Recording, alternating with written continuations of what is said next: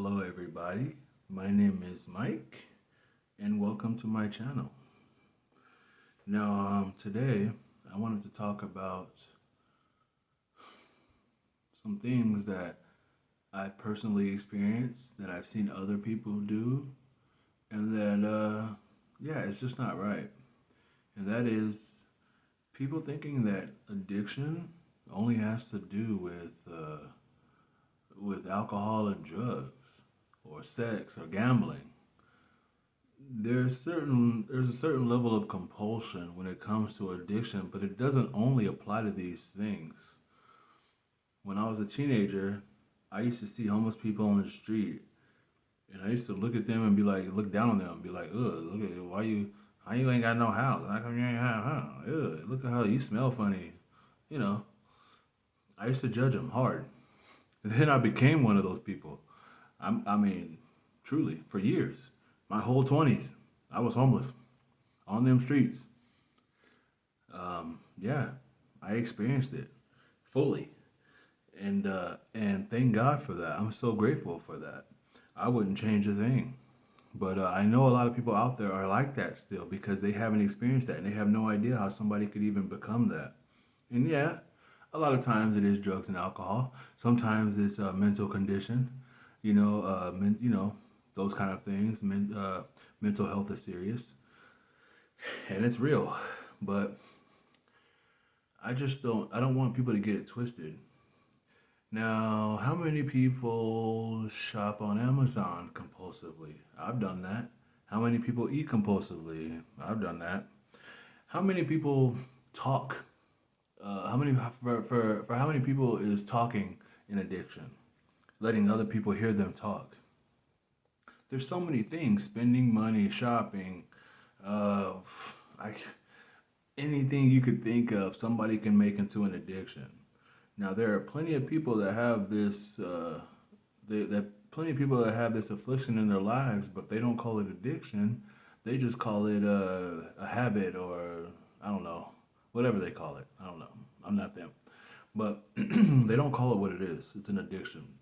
So before we judge people who use drugs and drink and are homeless and on the streets and look funny, we have to really think about what we do in our own lives. In what ways do you overdo it? Do you yell at people when they don't please you, when they don't do what you want them to do? Do you yell at them? Do you treat them bad? Do you talk down to them, make them feel small? Maybe somebody made you feel small long ago, so you can't even help but to perpetuate that onto someone else. We have to think about these things.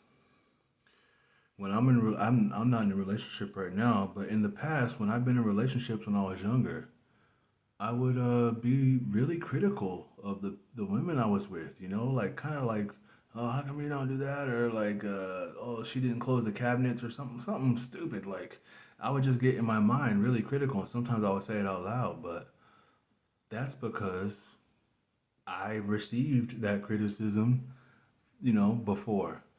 So it was only fitting that I dish it out, I guess. Sometimes we just can't help it. We perpetuate cycles no matter what it is, for better or worse. Um, it's so much better to speak life into people, especially the young people. You got to speak life into them. You can't tear them down. Some people think, oh, you got to tear them down to build them up. No, you can just build them up. Speak life into them. Don't tear them down. Speak life. Anyway, yeah, it's a real thing, and people can be on the streets or on drugs or whatever for all kinds of different reasons. So before you judge, think about how many times that spoon's going into your mouth, or how many times you hit that racetrack to gamble, or how many times you bought a prostitute. Think about that. Think about how many times you yell at your husband.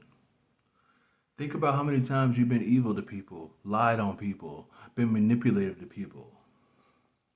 All these things are addictions and compulsions. It's just we don't label them as that. That's the whole problem with everything anyway. Labels in the first place. We all need to tell ourselves the truth about ourselves. But not everyone's always going to want to be honest. So I'm here to share this with you. Hopefully, it helps you think in another perspective, not think like me, but think in another perspective, another way, because sometimes that's what I need to hear. I just need to hear somebody who thinks differently to me that is telling me the truth, whether I agree with it or not. As long as they're saying what's truthful to them, I can usually tell, especially if they're just trying to help me. So, yeah, with that, I'll leave you to it. Food for thought, but yeah, till then, I'll talk to you next time. Bye bye.